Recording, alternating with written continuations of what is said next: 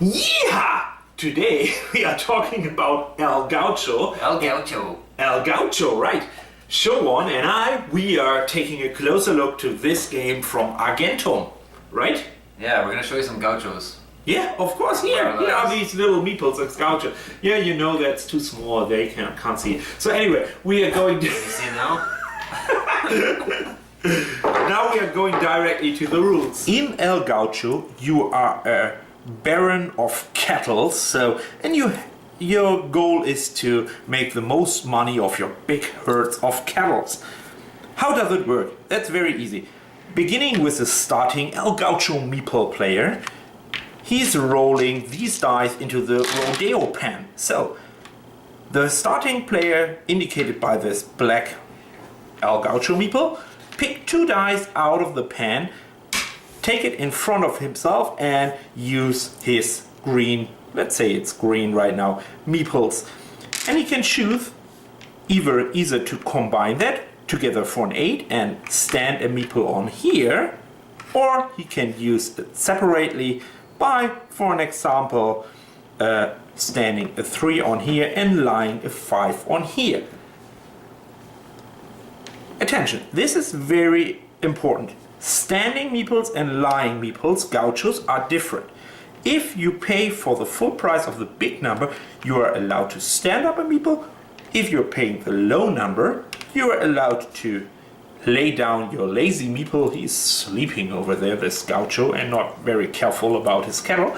And later on, if you take another 5, you can stand him up. Once a meeple is standing, there's no way to steal the cattle from here, from the player. Once the starting player picks 2 dice, then the next player take 2 dice, do the same, and all players do that at the same time or in turn order. So at the end of, you see you have always 1 die more than players in play. So 1 dice always leaving in there. Looks very easy and smooth, and it is. What happened with these meeples over here? Once at the end of the turn, 1 row is full with meeples, then during the turn, before the next turn starts, we are counting this area. This means this cattle goes over to the blue player in his herd. I explain it in a second what that means. The green player goes into the green herd, and this stays here because he's lying. If there are multiple rows full, you collect all the cattle from the multiple rows, and after that you can place it in your herd. How do you place a cattle in your herd? That's very easy. There are 2 ways. You have to upscale or downscale. You always put your new cattle on the right hand side. There's only one action you can do it other way, but usually you put it on the right hand side. So you can start with 1, 4 or whatever and go up to 12. Each cattle, we have 5 different colors of cattle: white, black, yellow, brown or spotted cattle, and each cattle comes from 1 to 12. If you are having your herd in front of you and it's, let's say, upscaling from 1 to 12 instead of descaling, and you get a new one, a 7, you have immediately to sell your herd. I explain it in a minute how you can sell a herd and get victory points out of it, and starting a new one with a new cattle. You can have, of course, multiple colors of cattle at the same time, but not the same color at the time more than 1 herd. There's only one way. If you get this number 7 and you wanted to bring it in between, there's only one way. And now the special actions come into play. That are these 6 locations. Instead of placing your meeples here on the cattle during your turn, standing or lying, you can also play your meeples here, indicated this field for an example with a 1, 2 or a 3 die. You put your meeple on here, and in the next turn or in whatever turn later on, you can use these special actions. This action, you use it during your turn, means you can sell your herd even if you don't get a new animal right away. That's the only way to sell actively your herd.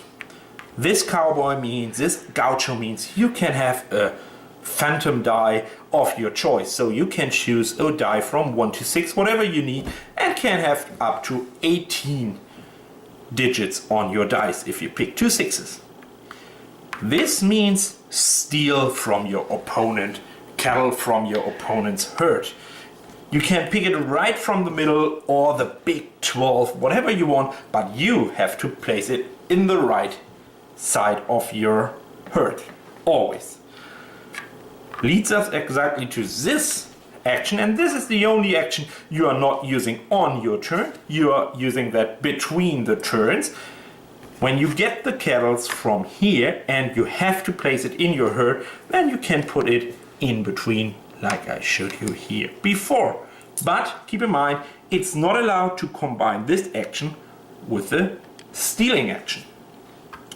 This action allows the player to, if you take this guy here, to either stand 2 up if they are lying, or kick one guy out and you are standing. You're only allowed to kick lying guys out because they are sleeping and don't care about their own cattle.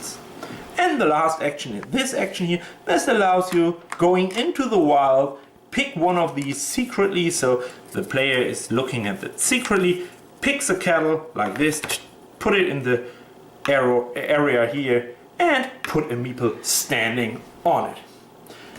That's all the actions you can do, and you play that game until you are running out of these cattle. The player with the biggest money wins the game. And how you get money or victory points, which is the same, once you are forced to sell your herd, like in this case, you get the new 7 and you don't have the special action to put it in the middle, then you are forced to sell your herd immediately, and that gives you 1, 2, 3, 4. The number of cattle multiplied by the highest number, in this case a 12, it's 48, and immediately you score with your token here on the scale 48 points. Of course, you can see the longer the herd goes, like 5, or let's say, that's always if I'm not prepared, let's say like this here, and you have 1, 2, 3, 4, 5, 6, 7 multiplied by 12 is 84. So getting a big herd is the clue to win the game. And to getting a big herd, you always have to use this special action very carefully and precisely timed, and you will be the El Gaucho cattle baron of South America. Yeah, and welcome. Okay, thank you, Mr. Gaucho. That's that was a pleasure for me. So yeah, that is exactly what I can do here, is explaining the rules. Why not? Alright, so what did you think about the components, the materials? Yeah, for me, this is standard cardboard, this customized meeple, good quality but not really outstanding. But if you're looking to the board, the first eye catcher is this pen here, right? This rodeo pen. That's what I was gonna say. What? That's what I was gonna say. Yeah, sorry for catching that up for me. So this is outstanding. I never saw that before in a game. So, and this is really, I mean, it's really funny to shake your dice, shake it, and then throw it. Oh, shoot. So You missed. yeah. Well, yeah, just the fact that they took a dice tray and built it into the board. I like that instead of having. Yeah, but did you saw that ever before in a game? I didn't saw that before. No, I don't think so. So, I mean, this is the outstanding eye catcher if you're talking about quality of the components. Everything else is just standard. It's good. Yeah, Nothing functional. wrong with it. It's functional. But yeah, I wouldn't say, hey, wow, these meeples. I never saw customized meeples before. I don't know, I kind of like him. He's got this little Gauchos. his little hat there, his rancher's hat or whatever. Yeah, it's a gaucho. What else? I like them. They're cool. The components are pretty cool. I like it. It's yeah, this thing awesome. Yeah, this is the eye catcher. Yeah. Every time we are building up the game in our group, everybody's looking, hey, what the? Maybe instead of the wooden dice, you can buy like the gold-plated dice or something. And To be honest with you, for me, it looks really nature style. It looks really cowboyish to it. I'll give you that. So And you still missed. yeah, that's always so. Like that. Let's talk about the mechanics in the game. Is there something new for you, or what would you say about the game and the mechanics in the game? To me, it's a combination of worker placement and set collection. I mean, you have your herds, you're trying to build a herd to make a set so you can sell it. The bigger the set, there's definitely a big part of set collection, yeah. Yeah, and then just your worker placement, like, you know, putting your gauchos in the spots that you want to take the actions. I don't think there's too much here to overwhelm you. I think it's pretty simple and straightforward. Everything flows together well. Exactly, that's what I would say. Yeah. It flows, it's easy, it's thematically correct, so there's no break in it. So you put your dice out of this rodeo pen here, use your gauchos to put it on there. You can play that fast and without any interruption. Yeah, it makes sense. There's no action that just seems to pop out like, why is this here? Everything just makes sense. And there's also no game breaking mechanic in there, right? Not that I can see, no. You're just collecting your set, and really, I mean, even if you steal... Oh, you forgot to mention in the rules, remember when you're stealing a cattle from somebody? No, I skipped that exactly because that is not really important to say that the other person gets an insurance for that in points. Just so that... You know, but if we are talking about that right now, so if you are stealing a cattle, you get the big number, which could be a 12, as an insurance payback. And you get 12 victory points if you lost accidentally your big cattle. Well, yeah, just so people don't think, okay, I'm going to steal, you know, that's not a strategy you can do, is stealing cattle and think you're going to... ruin your opponent. That's not working. So I like how that mechanism comes in. Yeah, there's in the rules it say there's an insurance policy. So that's... Okay, yeah, insurance is a good word for it. Yeah, so that's funny. Okay, so it plays smooth, well done, without any problems. Do you have any critics for the game? Honestly, I can't really think of any. I mean, for what it is, it's a good game. It's fast paced. Did you have anything? I can't really... No. The rules are pretty easy to read, so to learn. That's a very good rule book. So I'll take your word for it, seeing how this is in German. Yeah. Anyway, that's not the big problem. So. The stealing that you get your insurance, thanks for pointing that out, is also very good. So I don't see any big concern. So I mean, it's nothing super new, super fresh mechanic. We talked about that, but it's always good. So it's a really good family game. You can easily play it in an hour or under an hour. Yeah, I would say about an hour is realistic. So. Yeah, I personally don't see any big critical points. There's one thing that when we played it a few times, I noticed that sometimes there was a little bit of AP going on. People couldn't decide which cow to take, which combination, and yeah, you were part of it. Everybody was responsible for it, but I mean, if you're undecisive, you're thinking, should I start a new herd? Should I take this? Should I take that? How am I going to do this? Yeah, especially in the last rounds, you can overthink a little bit and try to optimize your move, but to be honest, that's not really the game, it's the players more. So and on the other hand, it's, if you count all that together, it's in total at least between 3 and 5 minutes, not more, right? No, it's not excessive. It's not a game breaker. Yeah, that's the critics. Do you have anything else for critics? That's it. That's all I can think of. Alright, so my question to you is... Is it fun? Would you play it again? Yeah, absolutely. I really like it. Honestly, I really like it to play it again and again and again. Because it's... I'm not overplayed this pen thing here. I really like that. And... What if I just take it out and give it to you? I'm pretty sure that would destroy a lot of my fun playing that game. I'm pretty sure, yeah. For me, yes. And to be honest, for me, this little bit of poking to, you want this kettle? No, I take it. Here, kick you out. These are the spicy points for me. Or stealing a kettle. It gets nasty. You can really go at each other. It's not really nasty, but this makes the game for me from good to very good, because this poking your opponent is a little bit of brings spiciness into the game. And that's the reason why I would say, yes, of course, let's play it again. Especially if you play that with a lighter group, which are not Uwe Rosenberg or Stefan Falk fans or whatever, so these high strategic 3-hour game people, so then it's a perfect option. No, it's definitely a lot of fun. I really enjoyed it. Would you play it with me again? Even if I'm poking you? Yeah, probably. Don't lie.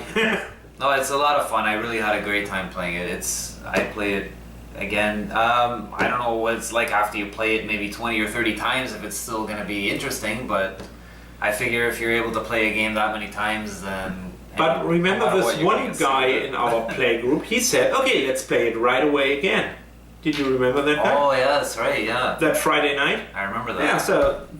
And this is always a good sign if you're playing a game just right from the get-go. You have never heard of the game before, so and we bring it to the table with that guy. And he said after that, okay, let's play it again. We have to say we are playing in a group where it's in a pub and they are coming up to 25, 30 people every night. And this particular one guy wanted to play it right away again, so we pulled in a new Gaucho. Yeah, and it's easy enough to teach. It's just really easy to lay it out on the table. You can teach it to new people in a matter of minutes, and just start playing.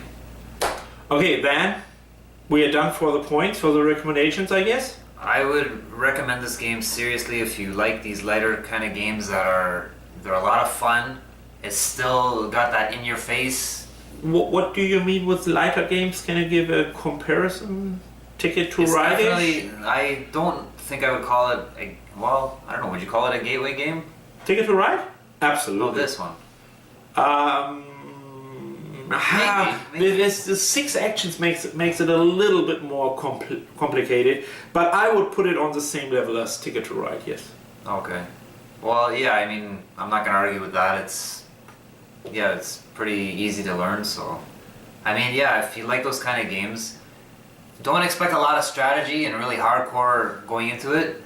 No, that's not what the game is built for. Exactly. Definitely not. Yeah, exactly. But it is a lot of fun. It's really fast paced and doesn't take long to play a game. So it's definitely on my recommended list. I think it's an awesome game to recommend to people. For me, it's, to be honest, a highly recommendation for families and light players because it's a fresh new theme. Never saw that theme before. It's an outstanding pen over here. Yeah. It's not the 20s version of a deck builder or 50s version of a deck builder, so it's fresh, new, thematically good design. So for me it's a highly recommendation if you like fast and easy to learn games. So obviously not if you're a hardcore gamer like Eclipse or whatever and you like to have epic games of 4 or 5 hours, then obviously it's not the right choice for you. But otherwise, go right into the store and pick it. Yeah, I'll get mine in a few minutes. Your store or your game? Obviously this. Okay, come on. If I could get a store in a few minutes, okay, that'd be awesome. Okay, this has been our review for El Gaucho. Brought to you by Nils and Showan. The Über-Gauchos. Yeehaw!